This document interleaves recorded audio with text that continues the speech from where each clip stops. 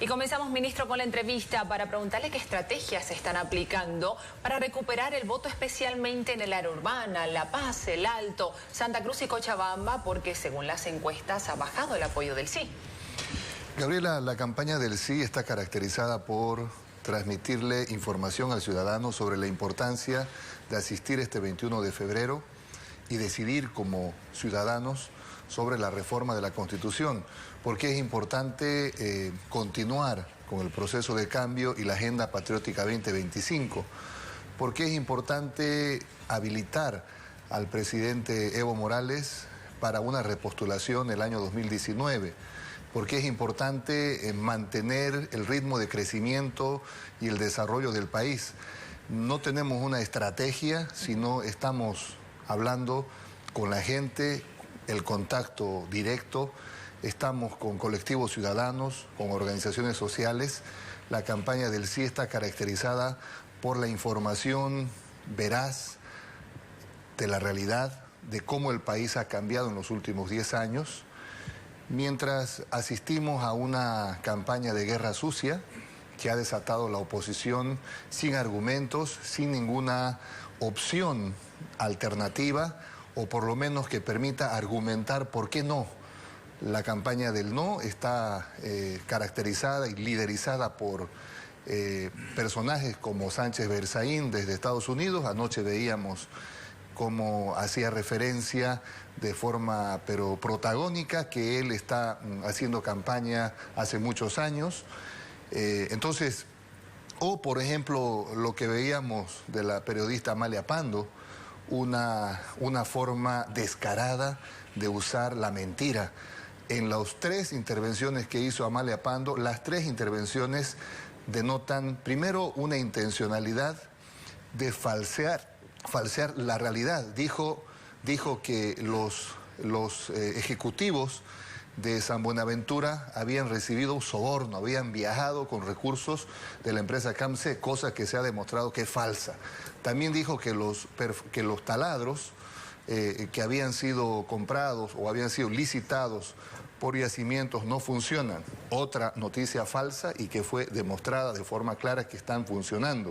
Es decir, también habla de que no se hizo licitaciones, cosa que es falsa. Hay que decirle a la señora Amalia Pando que lea el Decreto Supremo 181. Entonces, todas esas formas de denigrar, de bajar a un plano de guerra sucia son características de la oposición, mientras que el sí está con una campaña limpia de información al ciudadano. Por temas de tiempo, por favor, le pido respuestas más breves porque están nuestros compañeros también esperando su turno para preguntar.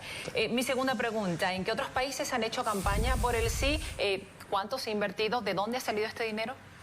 Gabriela, el financiamiento de la campaña está en función del aporte voluntario de los ciudadanos.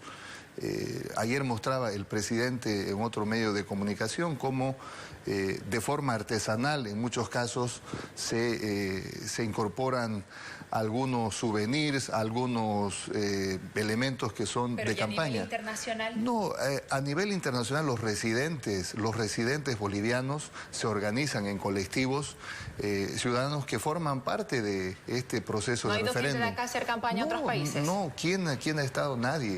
Es decir, son los ciudadanos que están participando. Esta es una campaña ciudadana, Gabriela, que forma parte de un espacio democrático que resolverá el día 21 si la población está de acuerdo con modificar el artículo 168 de la Constitución Política del Estado. No hay un componente de movilización política. Es decir, el MAS y PCP forma parte de este proceso. En el exterior también los ciudadanos bolivianos tienen una opción a seguir una línea política. Si quieren, están participando como militantes del MAS y PCP, pero hay muchos ciudadanos que no forman parte del MAS y PCP, que sí están en una senda también de aprobación al proceso de cambio, a la Agenda Patriótica 2025. Ellos son los que participan de ello. Ministro, ustedes dentro de las filas del MAS hicieron un aporte económico para esta campaña de referendo. ¿Lo hicieron todos los funcionarios públicos militantes del MAS a nivel nacional? Buen día. Como había señalado, los aportes son voluntarios y forman parte de una contribución que tiene cada ciudadano en función de la conciencia, del compromiso que tiene hacia el proceso de cambio. No existen ningunos aportes que sean establecidos con un monto, con una regla, no hay eso. Cada ciudadano, sea servidor público o no, forma parte de un conglomerado de miles de ciudadanos que aportan como así lo han decidido. Les decía yo que, por ejemplo, hay ciudadanos que hacen Influencia y el caso Gabriela Zapata, que por lo visto están afectando a esta campaña. ¿Qué autocrítica hace el MAS en este tema? Es que, como mencionaba hace un momento, nosotros estamos en una campaña limpia de información al ciudadano. Estamos traduciendo los alcances que ha tenido nuestro país en los últimos 10 años. La oposición ha sacado esta información y la ha trastocado y la ha llevado al plano de banalizar la política, de vaciar de contenidos al debate político. No existe un actor de la oposición que esté hablando de la pertinencia de poder usar un mecanismo democrático directo como el referéndum o de hablar de algún proyecto alternativo. El vaciamiento de contenidos de la política está caracterizado ahora precisamente por la falsedad, la mentira. Lo que ha dicho la periodista Amalia Pando en sus intervenciones es falso, y a eso se han resumido la oposición, a generar en la ciudadanía información falsa que se traduce en las redes sociales con una carga que ya trastoca los niveles permitidos para hacer uso de la información en el país. No estamos nosotros haciendo ningún tipo de lectura de autocrítica, pero sí las señales que ha dado el presidente, la Asamblea Legislativa Plurinacional, para poder hacer la investigación de la empresa CAMSE son claras. Las señales que dio el presidente referidas a cualquier investigación que se tenga que someter son claras. Es decir, esa es la forma como se conduce. Si existe una situación irregular, somos los primeros en sancionar. Creo que esas son las señales más claras de que cualquier asunto que involucre o exista la duda sobre la actuación de una empresa en relación con el Estado, hay mecanismos de investigación para poder inmediatamente corregir o sancionar a los responsables. Ministro, desde la ciudad de La Paz, mi pregunta es la siguiente. En todas las elecciones hasta acá el presidente ha salido ganador. ¿Es este referendo el primer evento electoral en el que el MAS ve afectada o amenazada su victoria? Bueno, usted lo ha dicho desde el año 2005, que las elecciones, el pueblo boliviano ha favorecido en función de la opción política, del desempeño. Este es un referéndum distinto. Este es un referéndum que implica una reforma constitucional.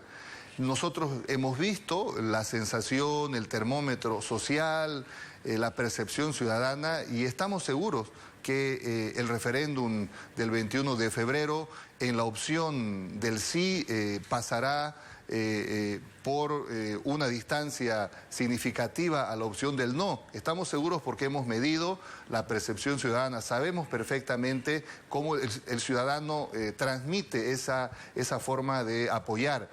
Estamos seguros de que el 21 de febrero la opción del sí se va a imponer a la opción del no, porque el ciudadano boliviano hoy es consciente de lo que ha pasado en los últimos 10 años. Sabe perfectamente que optando por el sí permitirá que el presidente Evo pueda participar de elecciones generales el año 2019. Hasta el año 2019, gran parte de los proyectos de inversión pública del Estado, en todos los niveles sociales, de economía, de infraestructura, permitirán ver cómo nos aproximamos a la Agenda Patriótica 2025.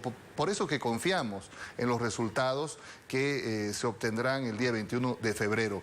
Esta es una elección diferente donde el ciudadano es protagonista, más allá de que los partidos políticos puedan ser parte de este proceso porque es democrático. El verdadero protagonista de esta decisión de cambiar la Constitución es el ciudadano. Y el ciudadano hoy vive mucho mejor y vive con toda una condición distinta que a la de 20 años en el país. Ministro, ¿el MAS logró su objetivo en este tiempo de campaña o las denuncias de corrupción han cobrado factura? Mire, durante el mes de diciembre y enero la oposición se remitía a que el referéndum no era democrático. Hemos visto líderes de la oposición decir que no era democrático el referéndum en una actitud de desinformación absoluta. Y en el mes de febrero ya optaron por la guerra sucia, por tergiversar, falsear. Cuando existe esta información falseada, cuando existe información truncada, cuando hay una exacerbación de la vida privada, de ingresar a un plano que básicamente ya vacía de contenidos a la política, hay un efecto boomerang. Nosotros creemos que la población se ha saturado de información falsa, de información que invade la vida pública, la vida privada, y eso genera un efecto boomerang que sin duda también será para repercutir en la población a la hora final el 21 de febrero. Muchas gracias, ministro, por esta entrevista. Gracias, Gabriela.